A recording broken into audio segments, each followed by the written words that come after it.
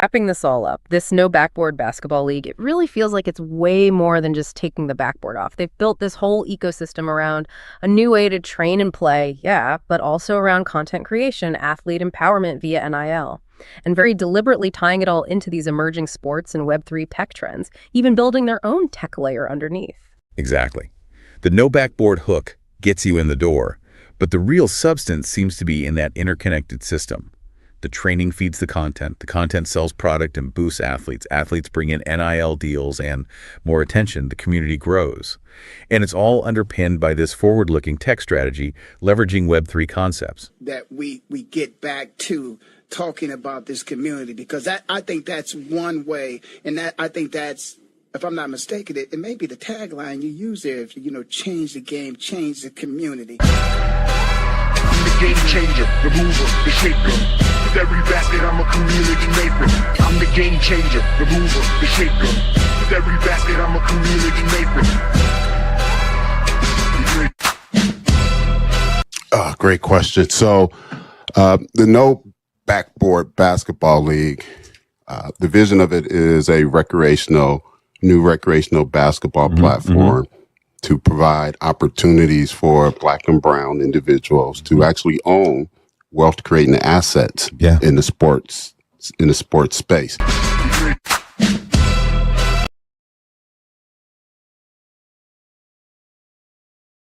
You sometimes stumble across these ideas that just make you pause and go, huh.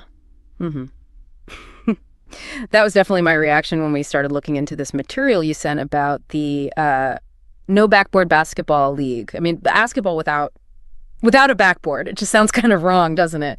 But then digging in, you realize it's actually, well, a lot more than just taking away a piece of the court. They've got this thing, the U-hoop, right? Their own patented no backboard hoop. And that seems to be the launch pad for this whole different take on basketball and the business side of it, too.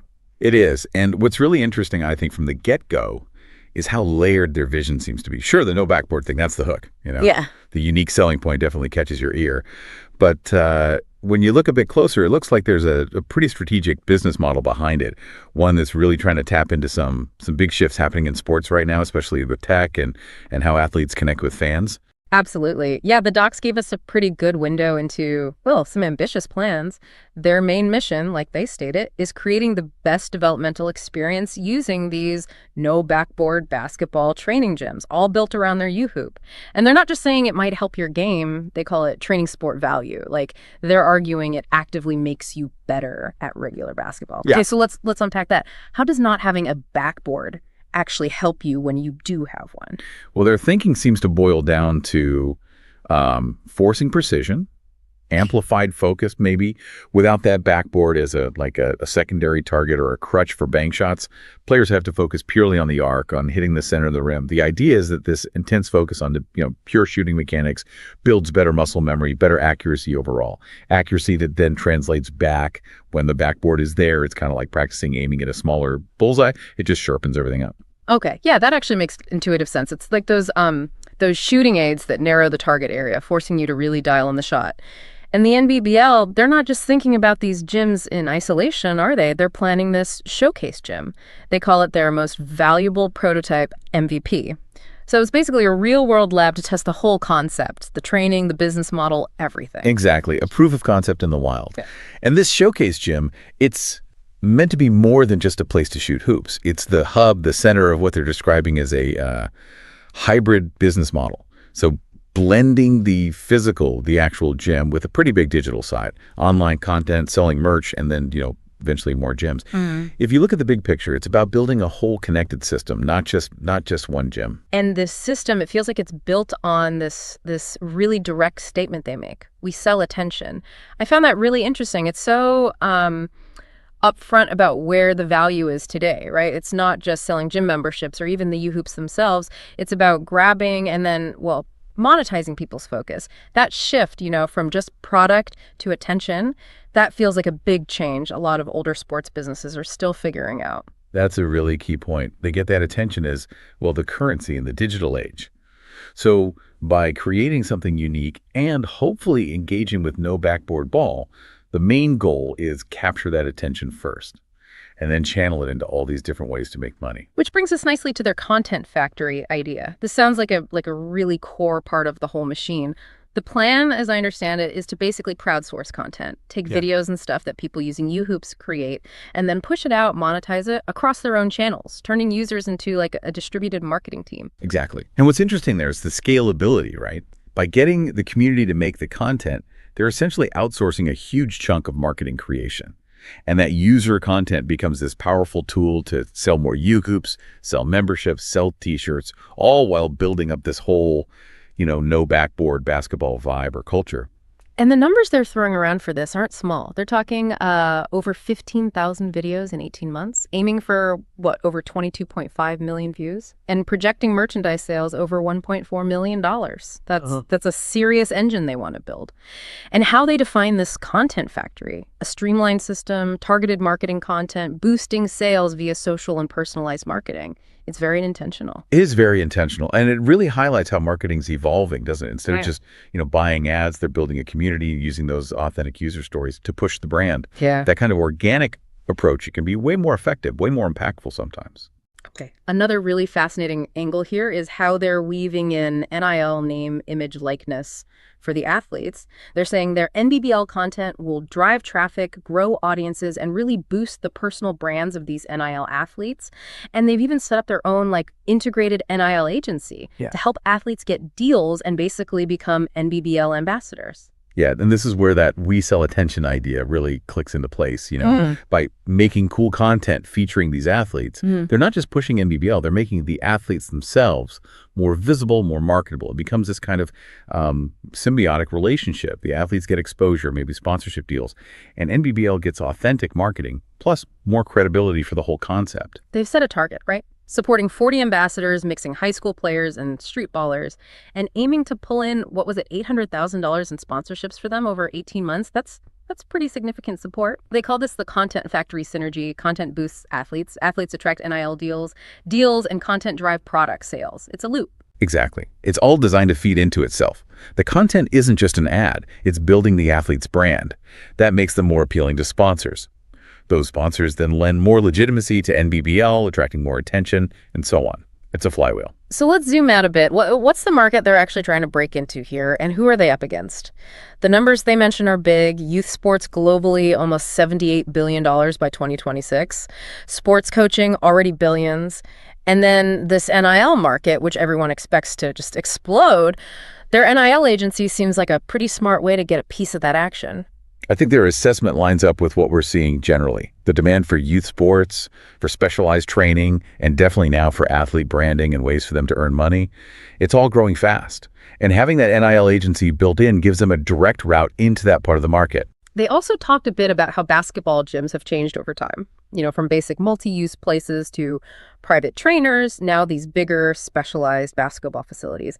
And they position NBBL differently from current players like, say, DBAT, which is baseball, or Shoot 360, which is heavy on the tech and gamified training, or Pickup USA, which seems more focused on organized games in a gym setting. So what makes NBBL truly different from those? I think it's the deliberate combination of things. That's what stands out.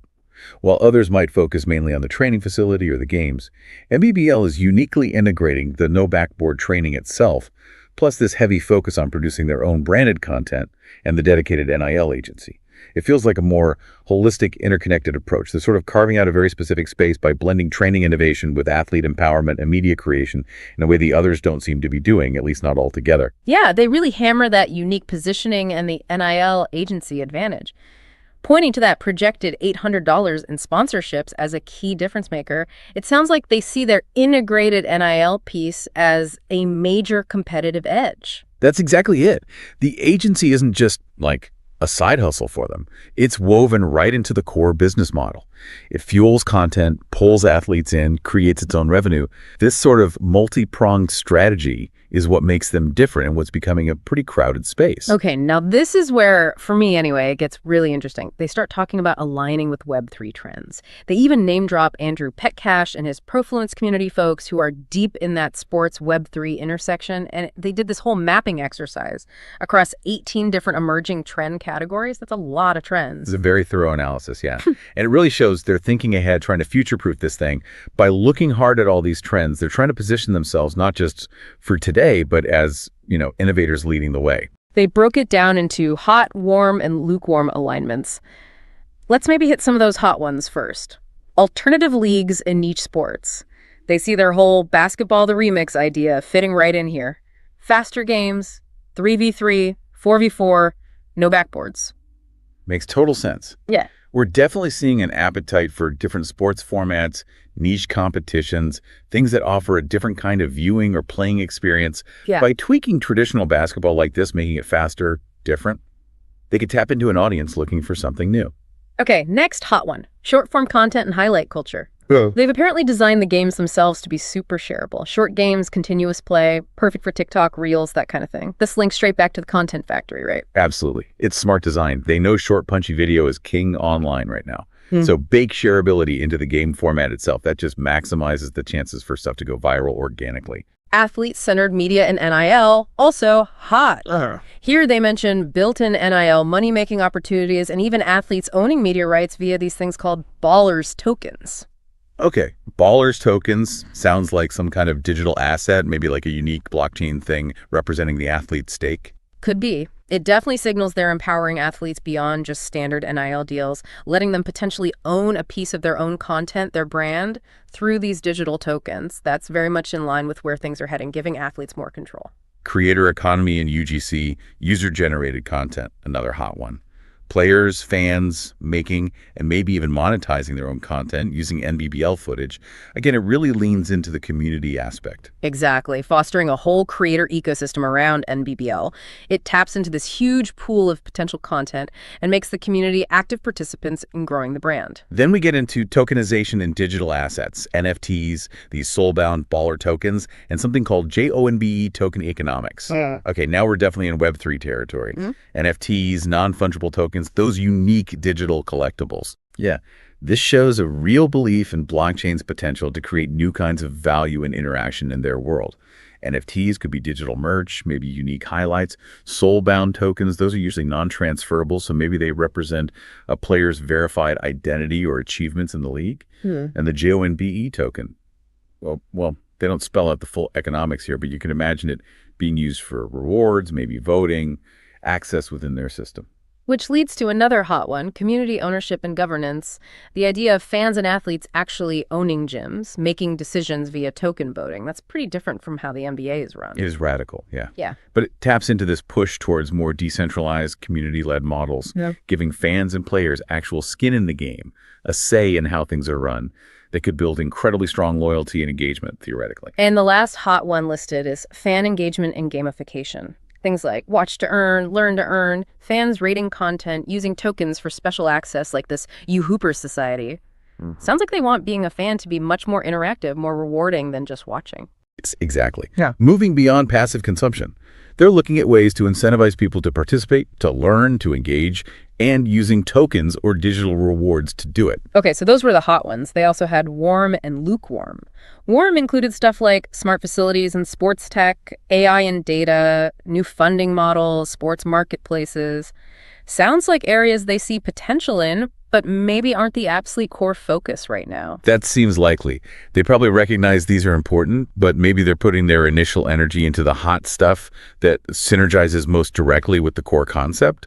Like AI for game analysis is valuable long term, but first they need to generate the game footage via the league and content factory. So priorities. And lukewarm, women's sports boom, sports betting, metaverse RVR, esports. Feels like these are maybe further down the road, things they haven't fully baked into the current plan yet, but could explore later. Right. Could definitely be future expansion areas. For instance, while they seem gender neutral now, tapping into the huge growth in women's basketball is an obvious potential avenue later. Same with esports or VR, maybe not day one, but possibilities exist once the core physical league is established. So why does aligning with all these Web3 trends actually matter for them? What's the payoff? They list a few reasons. Staying relevant, obviously. multiple revenue streams, building that strong community flywheel effect, maybe helping push Web3 adoption more broadly through sports, and just being ready for partnerships. It sounds like a big strategic bet. Oh, absolutely. Yeah. By plugging into these growth areas, they boost their chances of attracting investment, partners, users, the whole package. It also diversifies how they can make money and potentially builds a more resilient business. And that community flywheel idea is crucial, where everyone involved, athletes, fans, creators, the business itself, all kind of feed energy into the system and benefit from it. Now, you mentioned the picks and shovels idea earlier, like in a gold rush, selling the tools. They emphasize that NBBL isn't just a league. They're actually building some of the underlying tech infrastructure themselves. This feels really important, a key differentiator. They're not just using existing tools, they're creating new ones. Yes, this is a critical point. They're not just playing a new game. They're building the tools that could potentially enable other new games or creator initiatives later on. They talk about tokenized content licensing, using those baller tokens for athlete ID, smart contracts for payouts, a content hub with tiered access based in NFTs. It's like they're building their own little software stack for this new sports creator world. Exactly. And that stack doesn't just run NBBL now. It potentially becomes a product itself. They could offer it as a white label service to other leagues, teams, maybe even individual athlete creators. That opens up a whole other business line beyond just basketball. They even hint at maybe launching their own blockchain eventually. Ambitious stuff. Okay, let's touch on the money side quickly. Financial projections. For that first showcase gym, they're projecting, $3.5 million revenue in 18 months and about $162,000 profit.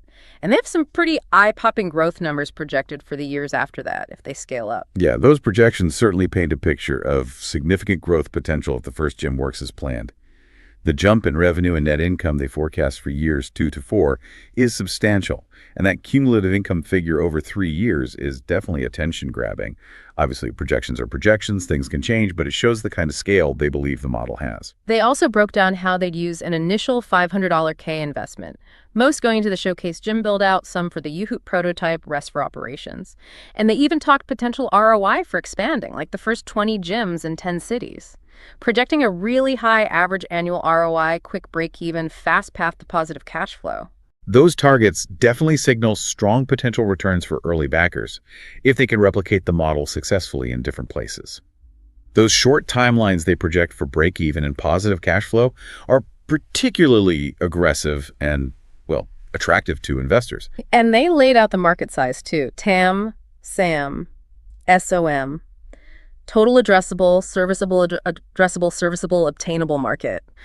Seems like they've thought through the scale of the opportunity from the big picture down to what they can realistically target initially. Yes, quantifying it like that, from the huge global youth sports market down to the specific basketball training and NIL segments they're aiming for, helps make the case for why this isn't just a tiny niche play. It shows the room they see for growth. Okay, so wrapping this all up, this No Backboard Basketball League, it really feels like it's way more than just taking the backboard off. They've built this whole ecosystem around a new way to train and play, but also around content creation, athlete empowerment via NIL, and very deliberately tying it all into these emerging sports and Web3 tech trends, even building their own tech layer underneath. Exactly. The No Backboard hook gets you in the door, but the real substance seems to be in that interconnected system. The training feeds the content sells product and boosts athletes. Athletes bring in NIL deals and more attention. The community grows. And it's all underpinned by this forward-looking tech strategy, leveraging Web3 concepts. And that picks and shovels angle, building their own infrastructure, that really does set them apart. They're not just playing in the emerging sports tech space. They're actively building parts of it. It definitely makes you think, doesn't it, about where all this could lead, this intersection of sports, tech, the creator economy. What does this mean for how we engage with sports down the line? It's a great question to ponder. This deep dive certainly highlights these trends towards decentralization, athlete empowerment, digital integration, community ownership. The NBBL, whether it fully succeeds or not, its vision and its multi-layered approach might just be showing us one possible version of what that future looks like. It definitely gives you food for thought. Own the hoop, own the highlight, own the future. That's their closing line. And after going through all this, it feels like they're genuinely trying to build something that could let people do just that. Very interesting stuff. No backboard! No backboards, just sky where we aim. Swish